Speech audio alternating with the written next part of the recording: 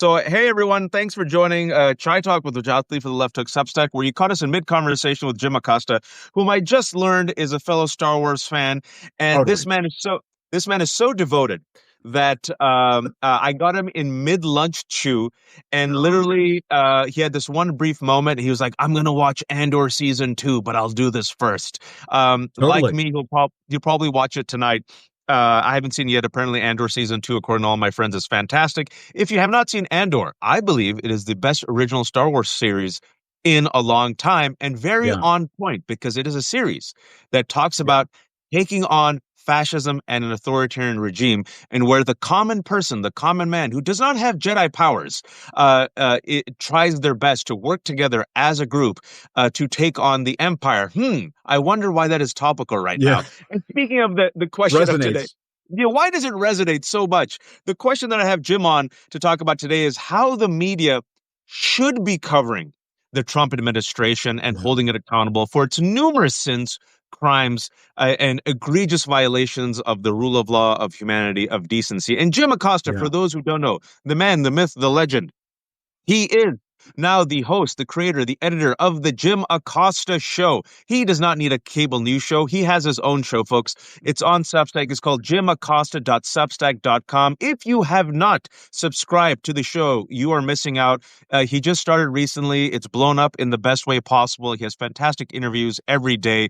And Jim, Yeah. the story, I gotta start with this. Tomorrow, or this weekend, is the White House Correspondents' Dinner. I'm sure, Yeah. like me, I think we got the invite to the parties. My agency, UTA, which once in a while remembers me, has sent me the invite to the party tomorrow night. I don't know if I'm going to go. I'll show my face maybe if some friends are there. But the White House Correspondents' Dinner, and we were talking about this right before we pressed live. We're old enough with the gray hairs. We remember this annual tradition, for better or worse. There was a comedian. A comedian comes on. Doesn't matter if it's Republican administration, Democratic administration. We're old enough to remember when Bill Clinton was president and Monica Lewinsky was the biggest Oh scandal. my They gosh. roasted Bill Clinton to his face. When George W. Bush was president, you and I remember Stephen Colbert doing his persona from the Colbert Report, grilled George W. Bush that was seated right next to him. I mean, it was a gem of a Yep. roast. Now, for those who don't know, this White House Correspondents' Dinner, because we're dealing with the world's most fickle, weak bully, Donald Trump, and the MAGA administration, at the last second, they canceled Amber Ruffin, a fantastic comedian who used to be a writer for Seth Meyers' show, because Amber Ruffin had some opinions about this Trump administration. And now they're going with a subdued White House Correspondents' Dinner, Yeah. removing the comedian not to hurt the feelings of the Trump administration. Jim, you've been in this for a while. Your thoughts? Yeah. I mean, honestly, I was thinking about writing about this and doing something on this tomorrow on my show. Honestly, we need to rethink the White House Correspondents' Dinner. And first of all, it's great to be on with you. Really appreciate it. The Correspondents' Dinner in the past was sort of an homage to the First Amendment, an homage to the free press in America. And there was an undercurrent there of the president would show up, the administration people would show up, and they would say, yes, we understand you guys are going to criticize us. Yes, we understand you're going to do stories that we don't like, but we respect the institution of the free press in America. This administration, they do not, they call the press the enemy of the people. They call the press fake news. They refer to stories as fake news when they are real. You have a White House press secretary in Caroline Leavitt, who has been carrying on the tradition started by Sean Spicer and Sarah B. Sanders of just flat out lying in the White House briefing room. And, they don't respect the press. They don't respect the institution. And honestly, I don't know why there is any effort made whatsoever to invite the current president, to invite administration people when they're just going to crap all over the press. And I mean, you mentioned Amber being canceled. That's an absolute outrage. In no way, shape, or form, if I were on that White House Correspondents Association board, would I ever support the removal of a comedian? Yes, I understand sometimes they tell off-color jokes or they tell jokes that might be, a bit of a zinger for the current occupant of the Oval Office. Too bad. That's how it goes. That's why, if you can't take the heat from a comedian, How are you supposed to go toe to toe with Kim Jong Un and Vladimir Putin? Oh, we already know the answer to that. Vladimir, stop. Yeah, Vladimir, don't oh, do it. yeah, please, more. This morning he was saying, Putin, please don't bomb the Ukrainians. Give me a break. Too little, too late. But this is, it's indicative of a much larger problem, and that is we have a press corps that, and I love many of those folks in the White House press corps. Um, they are represented by organizations that have made the decision to kind of roll over for this president. And we're in a dangerous place right now, quite honestly, in part because we need the press to stand up for itself. I'm going to use these words. This is the first time we're actually talking, but I think it's a fascist regime, an authoritarian regime, a wannabe authoritarian regime. And authoritarians are fickle bullies. And it's always built upon projection, right? Safe spaces for me, no safe spaces for thee. Civility for me, cruelty for thee. Free speech, free speech, free speech. But we're going to punish anyone that we don't like, right? And with this, I want to stick with this for a second because the White House press correspondence dinner, their justification for this was we're going to, quote, re-envision the dinner in what is a, quote, consequential moment for journalism. So even though there's an admission that this is a consequential moment for journalism, what Yeah. does the White House press correspondents do? They bend the knee to a bully. And you and I have been in this game for a while. We've been following Donald Trump for 10 years. Each and every single time that these organizations, institutions, corporations, media personalities bend the knee to Donald Trump, Jim, for 10 years, MAGA still calls them enemy of the people, which is a quote from Stalin, mocks them, ridiculing. No matter how much you are subservient to this Trump administration, it seems that not only Trump, but also MAGA hates these institutions and these media personalities. So Yeah. why do they keep doing it, Jim? Yeah. Well, I think they're caught in a jam, and I get it to some extent because a lot of these news organizations, they want to send their best reporters in there. They have good reporters that they send in there, and they think that we're back in the era of maybe George W. Bush or Bill Clinton or Ronald Reagan, where if you go in there with a good faith effort to cover the news and get the facts and perhaps get a scoop here or there and give people information, that everything will be kind of on the up and up. But Donald Trump and his gang, they don't play that game. They will demonize you 10 ways to Sunday, even if you come out with an airtight, watertight story about whatever they're doing inside the White House. And that is just, you have to, it's a different kind of president. So, and as I've said in the past, that requires a different kind of playbook. And the press corps has to be 1,000% tougher. Take, for example, what took place with the Associated Press.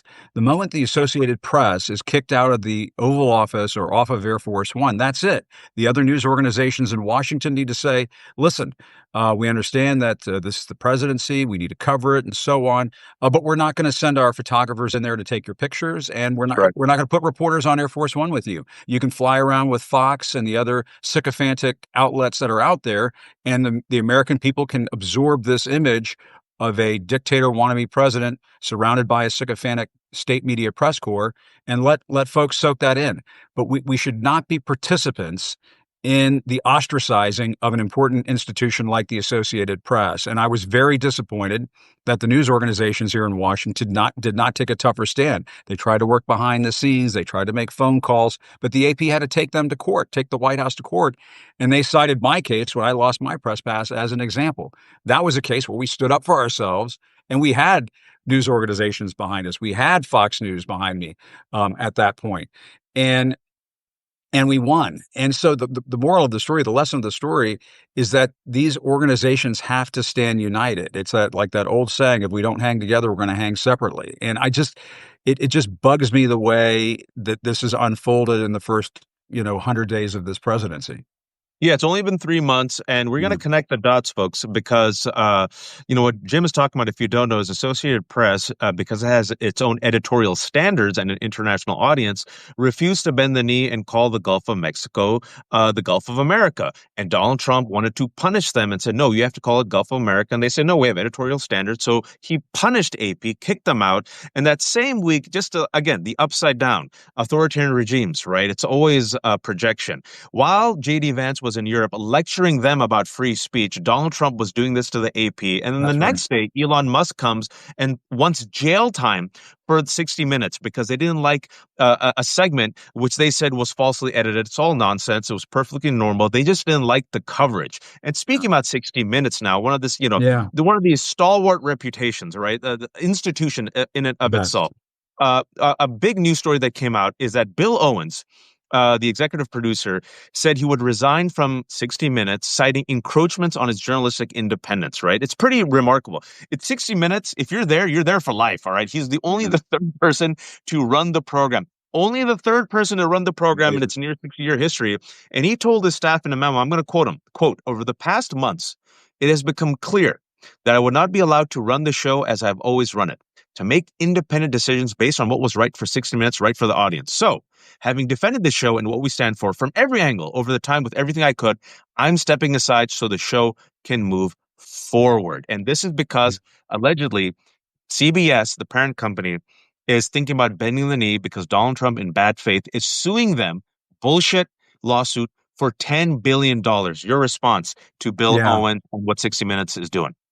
Yeah, it is bullshit. And, just like all of these other lawsuits that he's filed, and they're not really aimed at, getting kind of any money from these organizations for Donald Trump. They're aimed at putting a chill effect on the press in America. And, it's sort of like, well, watch out. If you report something that we don't like, we might come after you. The courts need to stand strong and throw these cases out. These cases should not be getting anywhere near a settlement process or a trial process. Judges should be saying, this is garbage. It's out of here. You're the president of the United States. Or some of these lawsuits were filed when he was former president. Get him out of here. You're a former president of the United States. You incited an insurrection.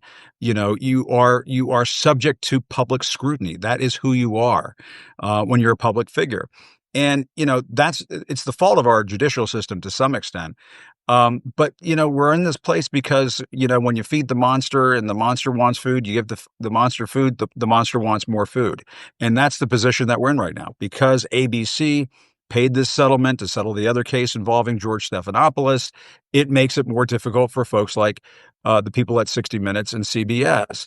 And for Bill Owens, like, as you said, the third person who's ever run that program, after the legendary Don Hewitt, who was the first, for him to step aside, to me, should be an alarm bell. I mean, it should be the lead story on every evening newscast. It should be on the front page of every newspaper. An institution like 60 Minutes being brought down to its knees. That is a clear sign in America that the free press is on very shaky ground. And I was talking about this with Ryan Lizzie yesterday on my podcast. And, to me, and I'll just use some colorful language here, it is a fucked up situation in Yep. America when 60 Minutes is fucked. And I mean, that's just the bottom line here. And if they can't do their job at 60 Minutes, we're in a lot of trouble in this country. And people need to wake up. The judges who are handling these cases need to wake up. You are in the position where you could help be a part of the process that erodes the free press in America. And if that happens, we're in a lot of trouble. And you mentioned the ABC case. I don't think people know ABC voluntarily bent the knee and gave into this bullshit litigation and gave Donald Trump millions of dollars because they were afraid to fight. George Stephanopoulos did nothing wrong. Folks, we have the First Amendment here. We actually have the most robust free speech compared to Europe. We have New York Times versus Sullivan, which protects journalists. George Stephanopoulos used the word rape to describe Donald Trump, and the judge in New York, in part, that was a case against with Eugene Carroll.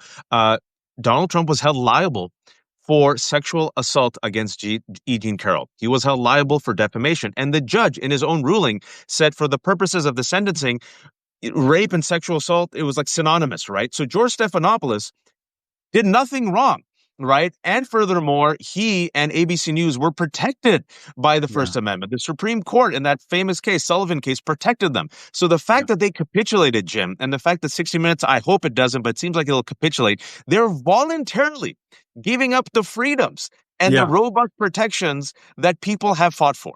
Well, and I talk about this with journalism students all the time. Like, for example, in this E. Jean Carroll case, when Trump is found liable for sexual abuse, okay, if George Stephanopoulos on his program misspeaks and says, he's imprecise and says rape, but he doesn't technically clarify exactly what took place in the case, that might be an example where a news organization might clarify, add a clarification next day.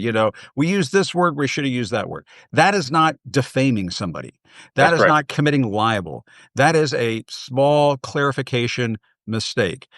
And we're kind of getting caught in a situation where we're allowing Trump to just, send the fear of God into news organizations, and it affects the journalism. I mean, just the other day, Semaphore reported on the 60 Minutes case and said that I believe Sherry Redstone was going through 60 Minutes reports to find out. She wanted to know what was going on.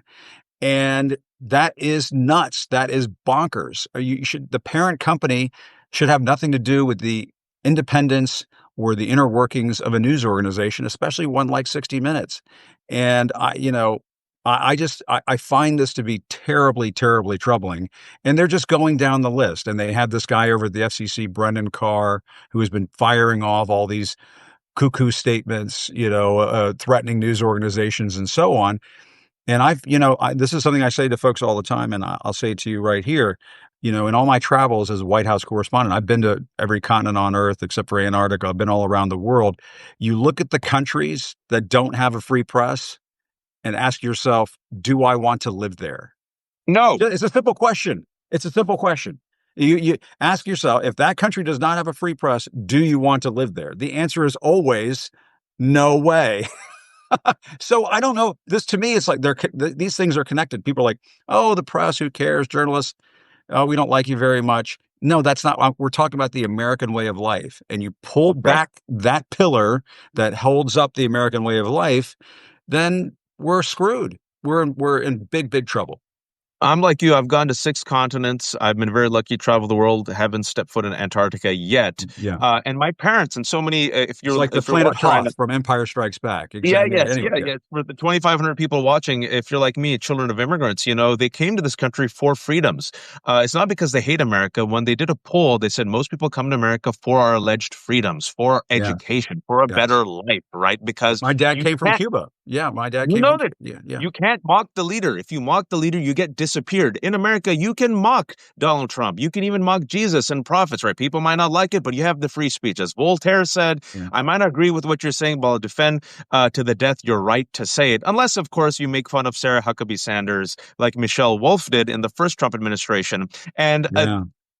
I'm going to connect two things That because got speaking that about party started. You're right. That's yeah, kind of where this. I Yeah, want to ask you about that. I'm going to connect this, but there was this week, in addition to bending the knee, in addition to corporate media and just corporations bending the knee for sake of profit, which I think is one of the way media is failing America and the world right now and holding Trump accountable. It's also sane washing. Sane washing, a great term started by yeah. Parker Malloy to neuter, or if you will, whitewash, It's a great. sane Yeah, wash the cruelty, the absolute idiocy that we're seeing in front of us right now. I want to give you this headline that is just it's really bothered me, this framing. This was just from a couple of days ago.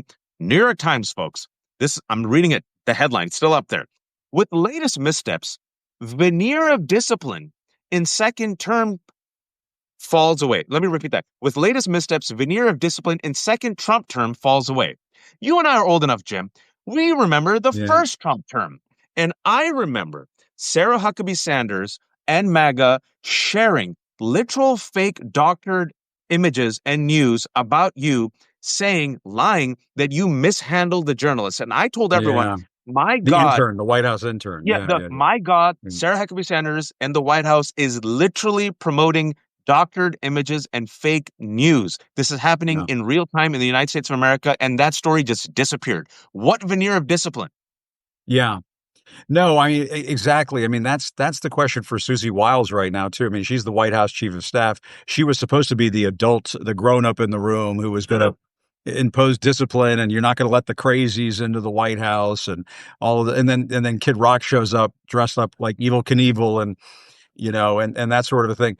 And my question is, and listen, I totally get it, and I it's like the New York Times pitch bot. You look at the New York Times pitch bot, and you're like, this is pretty dead on.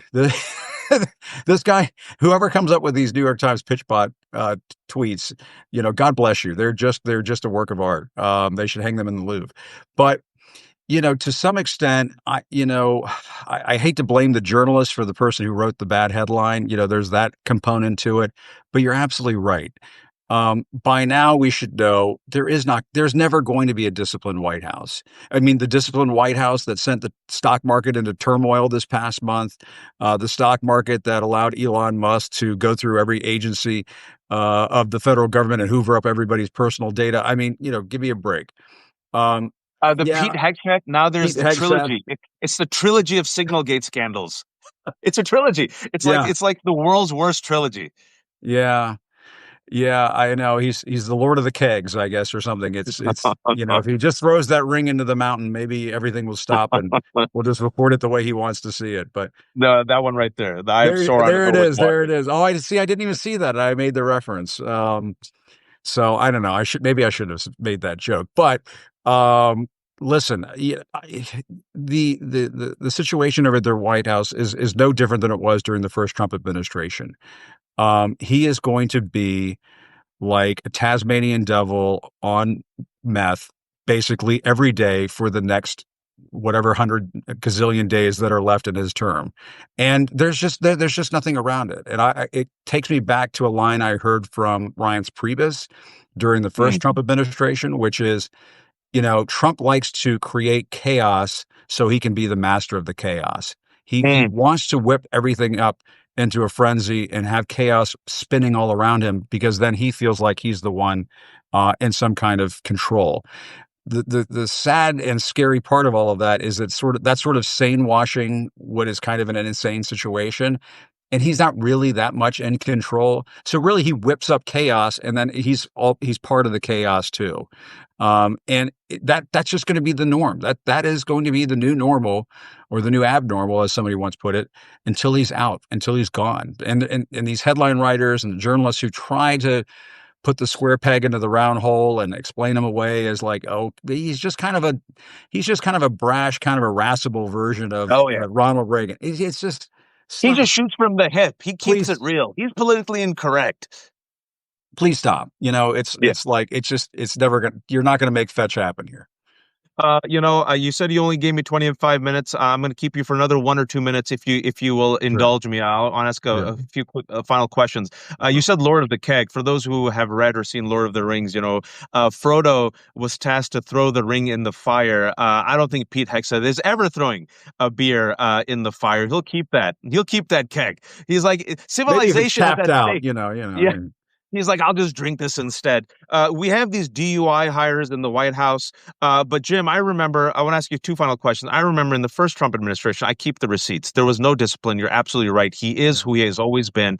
Donald Trump is a vulgarian. He's a criminal. He's a fraudster. He was bankrupt. He was bankrupted 6 times, folks. He bankrupted 2 casinos. He has not yeah, changed. He's not going to grow up. He's not going to become presidential. He's about to turn 79. This is who he is. And now, unfortunately, the Republican Party and MAGA has copied his personality. They're like, hey, we don't have to be accountable. We don't have to be decent. We don't have to be empathetic. And yeah, so I believe it is incumbent upon us and journalists not to do a both sides framing, right? Well, MAGA says this and someone else says this. yeah, They're saying it's not raining. They're saying it is raining. No, your job is to stick your head out the window and tell the people whether it's raining or not. The both sides framing that still exists in the year 2025. Your advice to those editors who feel so emboldened to just be the umpire and call balls and strikes.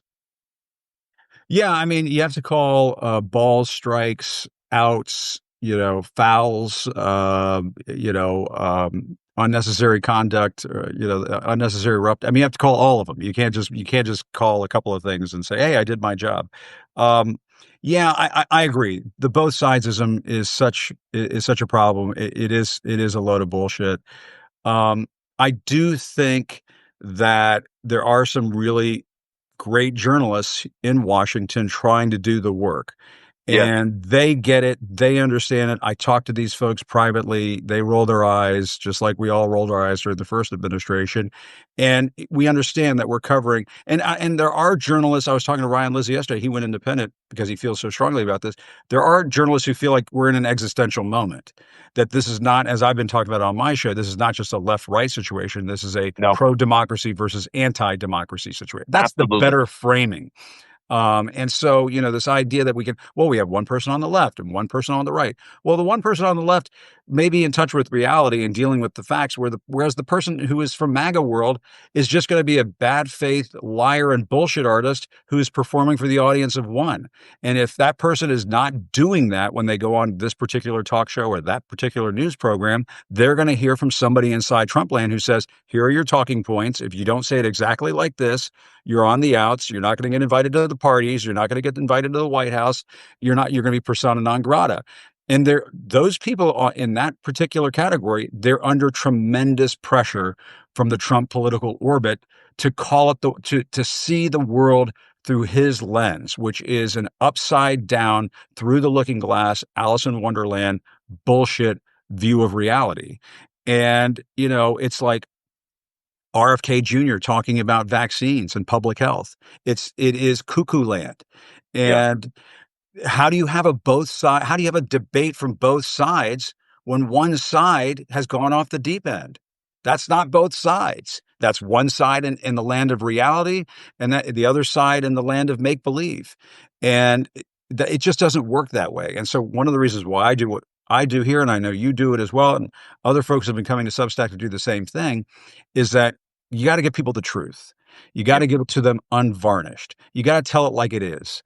And, maybe, sometimes you gotta be a little bit of a disruptor and say it in plain English so people can get it through their heads. We're in a very dangerous, critical moment in this country right now. And folks need to understand the person who is in the Oval Office over at the White House is not committed to American democracy. And that's just the sad reality of the situation. And people can say, oh, well, Jim, we don't need to hear your opinions. Why do you want to say it like that? I tell people, go back and look what Walter Cronkite said during the Vietnam War. Walter Cronkite, most trusted man in America, the anchor man for the CBS Evening News. For the youngs out there who aren't old enough or don't know this story, he went to Vietnam. He came back. He went on the CBS Evening News and he said, the war in Vietnam cannot be won. And Lyndon Yeah. Johnson, who was the president at that time, said, if I've lost Cronkite, I've lost middle America. True story. Go look it up. And that is the kind of news that you need in this country. Edward R. Murrow type journalism, because we're in a kind of red scare at this moment. And if journalists aren't going to do their jobs and they're too afraid that they're going to lose their access and so on, we're in a world of hurt. We're in a world of hurt. I've kept you 5 minutes longer than I promised I would. It's the final question. I appreciated you in the first Trump administration because you used your platform and your privilege to call out the bullshit, right? You did your job, you brought facts, and you did follow-ups, something that journalists should do. It's the easiest trick. Just do a Yeah. follow-up against the Trump administration. You could call them out on the bullshit so easily. When you pressure them and push them, look how they crumble, folks. Look how weak they are. Look at Signalgate, right? You just keep asking them the question. Look at Kilmar Garcia. Media did Yeah. not abandon that story. And voila, guess what? Within a week, Trump's one last bastion of positive approval rating on immigration fell because Americans are like, why is this man who's legally here, who has zero criminal charges, why has he been sent to die in a foreign gulag? It's because of the press. It's because Yeah. of the magnifying glass put on this story, humanizing them, right? And not doing this bullshit both sides, not being stenographers, pushing Yeah. back. You got hit for it. You got Yeah. death threats for it. People don't realize it, but you still stayed true. I believe courage, like hope, is contagious. Your advice to your Yeah. colleagues, I know many of them as well. They want to do good work, but they're terrified. My Yeah. career, my bills, I don't want to get death threats. Some people aren't built for this, Jim. I get it, you Yeah. get it, but not everyone's built for the hate. We have some Yeah. tougher skin. We're probably masochists. Your advice to those journalists, independent journalists, corporate journalists, people in the White House who in this moment are perhaps failing, not because they lack the skills, but Yeah. because they're so scared. Well, Wajhat, you have the Millennium Falcon behind you. So I'll have to say rebellions were built on hope. That's You have right. to remember that. Um, no, listen, you have to have hope. And I have hope for my colleagues in the press. I have hope for this country. I have hope that that we're going to get through this.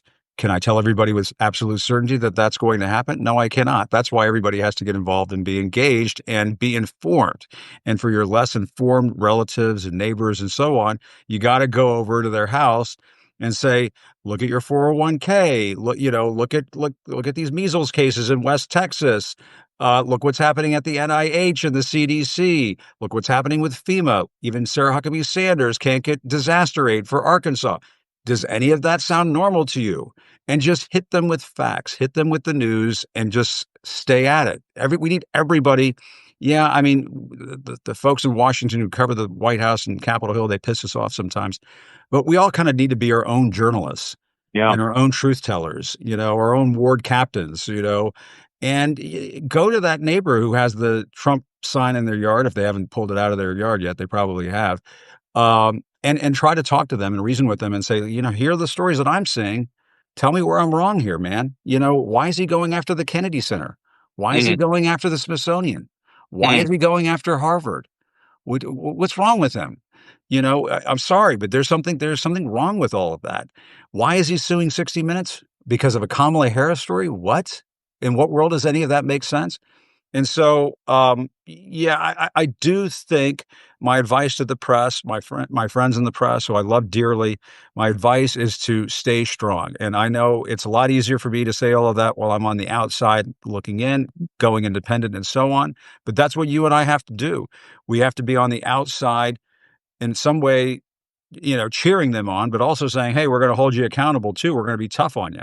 But it's tough love, and to me, that's the way we can help our colleagues in the press more than anything else. Because I think a lot of them, many of them, are in it for the right reasons. Some of them are in it for making a buck and access, and because they are addicted to be close to people in power and so on. And there's all of that negative stuff. But a lot of them are in it for the right reasons, and we just have to keep encouraging them to keep fighting the good fight.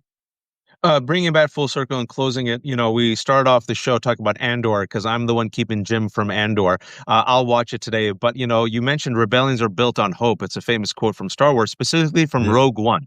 And in Rogue One, folks, if you haven't seen Star Wars, they're just average Joes. They're just average Janes. They're just yeah, people. None of them have superpowers. They're not connected to the Force. They don't have lightsabers. They're just average people who are beleaguered but yeah, trying their best to overthrow an empire that is suffocating them through tyranny and taking away their freedoms. And the show Andor season 1 and season 2 talks about how they finally unite, how a person yeah, who is so dejected and jaded, instead of looking after his own skin, gets in a way radicalized in a positive way to join others and help others, and ultimately, spoiler alert, because it's in Rogue One, sacrifice themselves for a greater cause and a yeah, greater good. So I always say that everyone, I truly believe this, Jim, has a superpower. Empathy is a superpower. Being a good parent is a superpower. Being an educator who teaches those books is a superpower. Reading those books is a superpower. Running for office, being informed. Everyone has a role to play because I agree with you. This is not a left-right thing. This is not woke versus anti-woke. It's all bullshit. This is about democracy. yeah, No matter how flawed it is, improving it. This is about our freedoms, and we're up against an authoritarian regime. yeah. Jim, thank you so much for your work. You bet. Shamelessly promote yourself. Shamelessly promote yourself before we head out. Yeah, and don't forget, I mean, somebody said earlier, "Oh, well, they all died at the end of Rogue One." They wouldn't have blown up the Death Star if it hadn't been for the heroes of Rogue One. So keep that in mind, folks. No, I again, the Jim Acosta show. It's on at 4 o'clock this afternoon. I might have to do it at a different time tomorrow because I'm going out of town. But typically, I do 4 o'clock every day on Substack, 4 o'clock Eastern, 1 o'clock Pacific. And then the show goes into record mode. You can watch it later, and then it's on YouTube and wherever you get your podcast. But this has been a lot of fun. Great to talk to you. Yeah, this has been The Left Hook with Wajhat Ali. Jim Acosta has superpowers, which is why 3,500 people are joining us, but it's theleft.substack.com. I don't bend the knee. I try to Using the be as fair as Force. I can.